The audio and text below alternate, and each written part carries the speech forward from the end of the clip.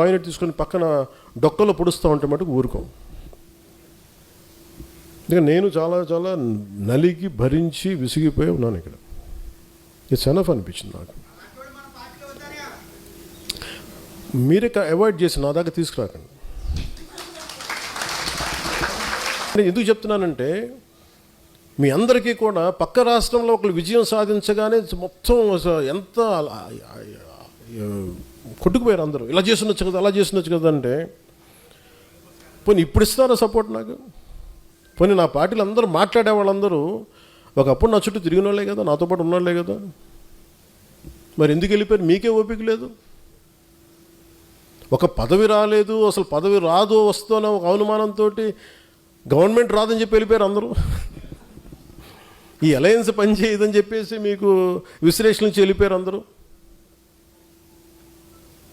అంటే ఎంతసేపు కులాలను వేరు చేసి కొట్టుకొని చావండి అనే మనుషులు తప్ప, అరే కులాలను కలుద్దాం అంటే వ్యాపారాలు చేసి కూడా కులాలు రావే, బిజినెస్లు చేసి కూడా కులాలు రావు. అందరికి అమ్మాలి వ్యాపారం. కన్వీనియంట్గా మాట్లాడి ఈ ఆంధ్రప్రదేశ్ బాగుపడద్దు అనిపిస్తుంది ఒకసారి నాకు. కులాలు రెచ్చగొట్టే గొడవ ఏంట్రా బాబు మీ అందరికీ? ఒక సోషల్ ఫ్యాక్ట్, ఒక సామాజిక సత్యం భరించాలి, తప్పదు. సడన్గా విశ్లేషకుల గురించి ఏదో మాట్లాడుతుంటే ఆయనకు సంబంధించిన ఒక కులం ఒక లెటర్ హెడ్లుగా అయితే చూశాను నేను. నా దగ్గర పంపించారు, అసలు ఇలా ఇబ్బంది పడుతున్నారంటే నేను చెప్పాను ఇందులో కులం ఎక్కడుందన్నాను, ప్రాంతం ఎక్కడుంది అంటే. విశ్లేషించేటప్పుడు విశ్లేషకుడికి ఎవరినైతే విశ్లేషిస్తున్నాడో అతనికి కులం కానీ అతనికి ప్రాంతం కానీ వర్తించదు. కానీ మనం తిరిగి కౌంటర్స్ ఇచ్చేటప్పుడు మటుకు వాళ్ళ కులం వాళ్ళ ప్రాంతం వర్తిస్తుంది. అంటే అమిత్ షా గారిని మనం ఏదైనా అనేసేయచ్చు, పవన్ కళ్యాణ్ ఏదైనా అనేసేయచ్చు, వాళ్ళు మటుకు మనం ఏదైనా అంటే మటుకు నేను నా కులం నా ప్రాంతం మటుకు అలా ఎలా కుదురుద్దా? అన్నీ మీ కన్వీనియన్స్కే, అన్నీ మీ కన్వీనియన్స్కే. మేమేంటి చేతులు కట్టుకొని కూర్చున్నాం, మేము అందరం మీ ఇష్టాన్ని కూర్చొని మాట్లాడితే మా కోపాలు రావా? మాట్లాడతాం. అందరికి ఎన్నిసార్లు భయపడిపోతాం అనుకుంటున్నారా? ప్రతిదానికి ప్రతి ఆర్గ్యుమెంట్కి ఏ ఆర్గ్యుమెంట్ ఇదే చెప్తున్నాను. ఇలా భయపెడదాం అనుకునే వాళ్ళకి చెప్తున్నాను కదా. వైఎస్ రాజశేఖర రెడ్డి గారు బతికున్నప్పుడు ముఖ్యమంత్రిగా ఉన్నప్పుడు తిరిగి ఆయన రెండోసారి ముఖ్యమంత్రి ఉన్నప్పుడు అక్కడే ఉన్నాం, ఎక్కడ పారిపోవాలి అక్కడే ఉన్నాం. అంత తెగించున్నాను పాలిటిక్స్లో, గుర్తుపెట్టుకోండి. మీరు కూర్చోబెట్టి మీ కన్వీనియంట్ ఆర్గ్యుమెంట్స్ తీసుకొచ్చి ఇలా మాట్లాడితే జనసేనని హ్యాండిల్ చేయాలి ఎంత తెగించి వచ్చానంటే నాకు ఎంత తెగింపు ఉంటుందో మీరు ఎంత ఊహించుకుని తక్కువ, గుర్తుపెట్టుకోండి. మీకు ఎంత యుద్ధం కావాలి అంటే నువ్వు కోరుకున్నంత యుద్ధం ఇవ్వగలవు. అది నీ కెపాసిటీ. అది నువ్వు ఎంత చేస్తే నేను ఇంత చేస్తాను, నువ్వు అంత అంటే అంత, నువ్వు ఎంత అంటే అంత. కాకపోతే నేనంటే నేను చాలా విఘ్నత ఉన్నవాడిని, విచక్షణ ఉన్నవాడిని కాబట్టి నేను పరిధిలో మాట్లాడతాను. స్థాయి దాటాను అనుకోండి, నాకు ప్రాణాలు పెద్ద లెక్కేం లేదు. నాకు పిల్లలు ఉన్నారు, కుటుంబం ఉంది, అన్నీ వదిలేసుకొని రాగలను. నువ్వు రాగలవా? నేను రాగలను.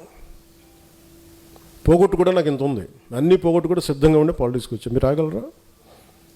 నన్ను విమర్శించేవాళ్ళు మీరు రాగలరా? నేను రెడీ దానికి. మీరు ఎక్కడ ఎలాంటి గొడవలు పెట్టుకుంటారో చెప్పండి, నేను రెడీ దానికి. మీ క్వశ్చన్ చాయిస్ మీకే ఇస్తున్నాను, అంతేగాని నన్ను రెచ్చగొట్టేయకండి అందరినీ. ఇదే రాజమండ్రిలో నా కన్వీనియంట్ ఆర్గ్యుమెంట్ కదా.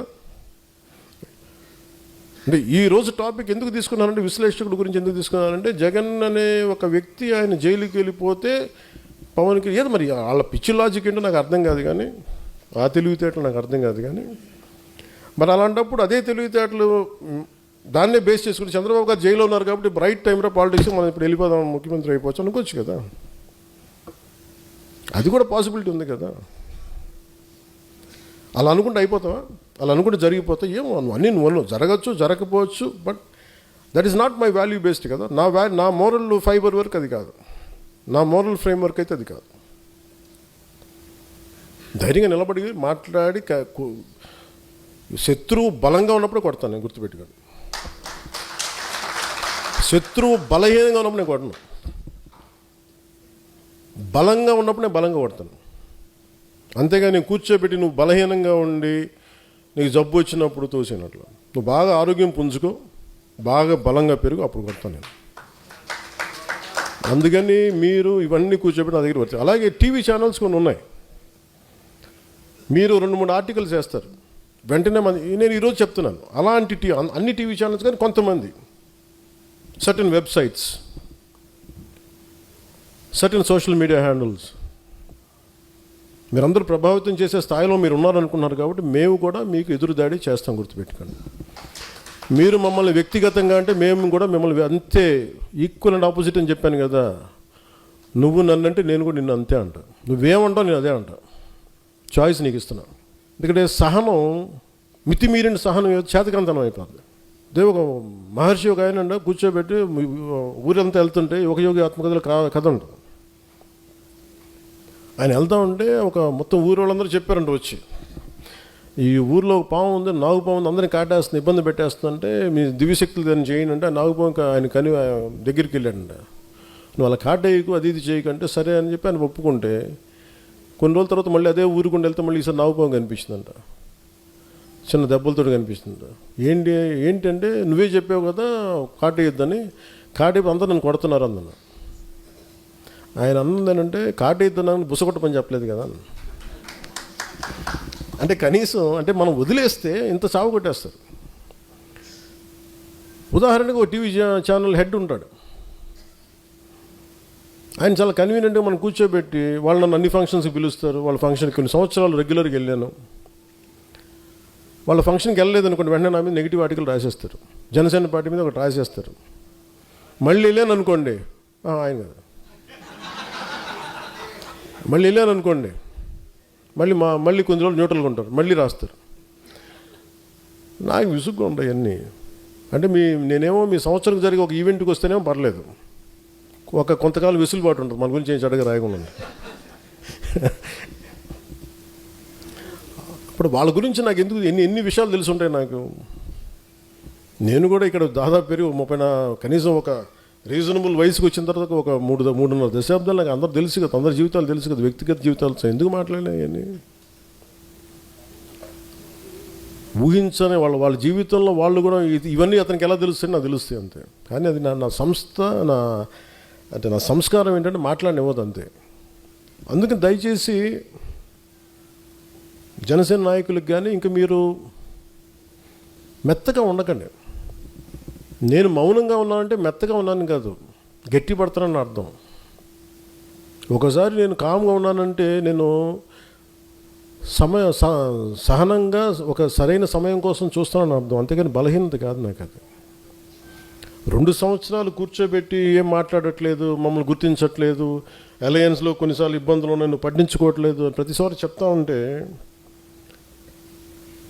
నేను బాధ్యతలు అప్పగిస్తే ఎవరన్నా నేను ఒక వ్యక్తిని పెడితే మనోహర్ గారిని పెట్టాను చాలాసార్లు. మనోహర్ గారి మీద 100 మంది కంప్లైంట్లు, హరిప్రసాద్ గారిని పెడితేనేమో ఆయన మీద ఒక కంప్లైంట్లు. ఆయన ఒక పెద్ద ప్రముఖ దినపత్రికలో పనిచేసి రిటైర్డ్ అయిన వ్యక్తి ఆయనకి నాకు ఆయన అవసరం ఉంది కానీ ఆయనకి నా అవసరం లేదు. వాళ్ళందరూ ఇష్టపడి వచ్చారు నాకైతే చేయడానికి. ఇలాంటి వాళ్ళందరినీ కూర్చోబెట్టి మన వాళ్ళే ఇట్లా మాట్లాడుతూ ఉంటే నేనేమనుకున్నానంటే, దీనికి ఫర్ ఎగ్జాంపుల్ ఒక పార్టీ నడపాలి అంటే ఒక మిలిటరీ యూనిట్ నడిపినట్టు డిసిప్లిన్ కావాలి. అలాగే మనం డిసిప్లిన్ ఉంటే తప్ప అలయన్స్లో మనకు బలం రాదు, గుర్తుపెట్టుకోండి. అలయన్స్ కూడా దేనికైనా ఉంటుంది, నేను చెప్పాను కదా, దీనికి సమయం ఉంటుంది. ఈ లోపల మీరు కూడా బలపడాలి. బలపడటం అంటే కూర్చోబెట్టి పదవులని కాదు, ఏకభావంతో ఏకాభిప్రాయంతో ఉండటం. అవన్నీ లేకుండా పదవులు రాగానే అదే అందరూ చప్పబడిపోయారండి అనిపించింది. ఇన్ని వేల పదవులు ఇస్తే ఉత్తేజం పొంది బలంగా ఉంటారంటే ఎవరు మాట్లాడటం మానేశారు. నేను ఎప్పుడు చెప్పి ఇంత పేరున్నాగా నాకు ఎప్పుడు ఆకలి, నా పౌరుషం పోలన్న, నా కొట్లాడే గుణం పోలేదు నాకు, ఇంకా పెరిగిందే. కానీ అలాంటిది పదవులు ఇవ్వగానే అందరూ కామ్ అయిపోయి హుందాగా పెద్ద మనుషులు అయిపోయారు. దానికైతే జనసేనకి మీరు ఉండాల్సిన అవసరం లేదు. అంటే నాకు ఏం గుర్తొస్తుంటే, ఒక ఆడబిడ్డ తన చిన్న ఒక 4 ఏళ్ల బిడ్డని చంకనేసుకొని అర్ధరాత్రి పూట జనసేన జెండా పట్టుకుంటే అమ్మాయిని హోటల్ పై నుంచి చూస్తుంటే ఆడబిడ్డని, ఆడతల్లిని, వాళ్ళు కదా నా బలం అనిపించింది. వాళ్ళు కదా, వాళ్ళ కోసం కదా నేను బతకాలనిపించింది. అందుకని ఇప్పుడు ఇందాక మన లోకల్ బాడీస్ గురించి మాట్లాడుతూ ఉన్నాను. ఒకసారి జనసేన లోకల్ బాడీస్ ఎలా పనిచేసినాయి, 1924 లోకల్ బాడీస్ ఎన్నికలు వచ్చి మీరు ఎలా కొట్లాడారు? గెలవడానికి కొట్లాడలా, పోరాటానికి కొట్లాడారు. మీరు ఆత్మగౌరవం కోసం కొట్లాడే. మేము నిలబడితే నువ్వెవడరా మమ్మల్ని ఆప్ చేయడానికి? మనల్ని ఎవడరా ఆపేది? నువ్వెవడరా మమ్మల్ని ఆపేది? ఇంతే. దీనికోసం జస్ట్ ఒక పంతంతో కొట్టారు. ఆ స్పృహ మీరు కోల్పోకండి. ఆ జనసేన మూల లక్షణం. కుటుంబం నాకు బాధలు లేకుండా ఉండా,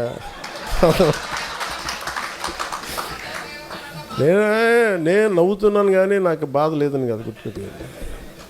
కుటుంబం నడపాలి కదా. కుటుంబం నడపడం రాష్ట్రాన్ని నడపటం కదా, 5 కోట్ల మంది ప్రజలు నడపటం కదా,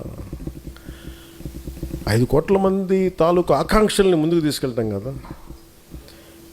గొడవ పెట్టుకోవడం ఎంతసేపు? నేను మీకు మంగళగిరిలో మా జనసేన వాళ్ళు ఏం చేయరు కదా, మా పిఠాపురంలో మీరు ఎందుకు చేస్తారని మీరు అంటారు. ఉంటాయండి. దాని మీద గొడవలు పెట్టేసుకుంటామంటే అది రైట్ కాదు కదా. మనం ఈరోజు నిలబడింది 5 కోట్ల మంది ప్రజలు కదా. మీరు ఏదో చేస్తారని కదా, మీరు అందరూ కలిపి ఏదో మాకు ఒక సరైన ఒక అభివృద్ధి ఇస్తారని కదా వాళ్ళు కదా నమ్మింది. నేను ఏదైనా అలయన్స్ కోసం నేను ఏదైనా కొన్నిసార్లు అటు ఇటు సర్దుకుంటానంటే మీరు గుర్తుపెట్టుకోండి, it's not about one political party. Telugu Desam గురించి కాదు, 5 కోట్ల మంది ప్రజల కోసం కొన్నిసార్లు నేను భరిస్తాను. గుర్తుపెట్టుకోండి. కొన్నిసార్లు ఇబ్బందిగా నాకు ఇబ్బంది చెప్పాను కదా, మొన్న నాకు ఇబ్బందిగా ఉంటే కొన్నిసార్లు అని నేను చెప్పాను. నేను ఇచ్చినప్పుడు మనస వాచ కర్మ చేస్తాను. నేను ఇందాక మీకు చెప్పినప్పుడు రాజమండ్రి జైల్లో ఉన్నప్పుడు నేను కూడా ఆలోచించుండొచ్చు కదా, నేను కూడా చాలా తెలివిగా ఉండొచ్చు కదా. నేను అలా చేయను, ఇంకా నా మోరల్ ఫ్రేమ్ వర్క్ అది కాదు. నువ్వు చేయి కదా. ఒకళ్ళు చేశారు కదా అని మనం చేస్తే ఇంకా దిగజారుతాను తప్ప. అందుకని నువ్వు యుద్ధం చేయాలనుకున్నా కానీ విభేదించాలనుకున్న చాలా హైయర్ ఫ్రేమ్ వర్క్ ఉండాలి. నేను దానికోసం వెయిట్ చేస్తాను. అది ఏమైపోద్దంటే అది హుందాయిన గొడవ ఇవ్వదు, చాలా చండాలమైన గొడవ ఇస్తాయి. మనల్ని మనం గొడవ ఎప్పుడు పెట్టుకోవాలంటే మనల్ని పెరిగేంత గొడవ ఉండాలి. నువ్వు గొడవ పెట్టుకుంటే ఎలా ఉండాలంటే ఆ గొడవ నేను పెంచాలి, తగ్గించకూడదు. గుర్తుపెట్టుకో. అందరికి సెన్సిబుల్గా ఉండాలి గొడవ. నీకు నచ్చో నాకు నచ్చే కాదు, ప్రతి ఒక్కరికి అది చాలా పద్ధతిగా ఉంది, కరెక్ట్గా ఉంది. అది వాళ్ళు మనం మద్దతు తెలపాలి. ఒక వ్యక్తి చేసిన తప్పుని ఆ వ్యవస్థ మీద పెట్టలేం. అది ఒక క్రిటికల్ మాస్కి రీచ్ అయిపోయింది, అప్పుడు చూద్దాం. అలాంటి మీరు చెప్పే కొన్ని ఇబ్బందులు ఇవన్నీ కూడా ఇంకా క్రిటికల్ మాస్కి రీచ్ అవ్వలేదు. అవి రీచ్ అవ్వకూడదని నేను కోరుకుంటున్నాను. క్రిటికల్ మాస్ అని తెలుగులో ఏంటంటే ఒక తారస్థాయి. తారస్థాయి కంటే కూడా ఇంకో మంచి పదం మర్చిపోయాను. అంటే దాన్ని ప్రభావితం ఇంకా తప్పించుకోలేము, ఇంక ఎదిరించక తప్పదు. అట్లా ఆ స్థాయికి లేవు, ఉన్నాయి. దాన్ని కరెక్ట్ చేసుకున్నాం, ఎప్పటికప్పుడు కరెక్ట్ చేసుకోవాలి, తప్పదు. ఇవన్నీ ఉంటాయి.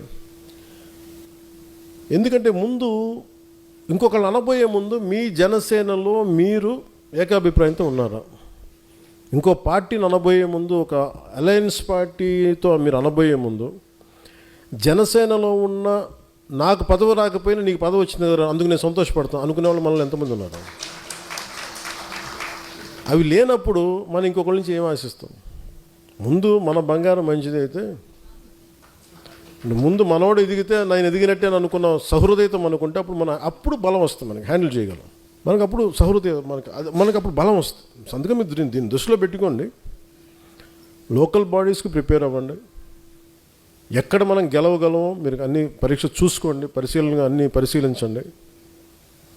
ఇది ఖచ్చితంగా మనం గెలవగలం అంటే ఆ విధానాలని నేను ఒక కమిటీ పెడతాను, ఆ కమిటీకి మీరు నివేదించండి.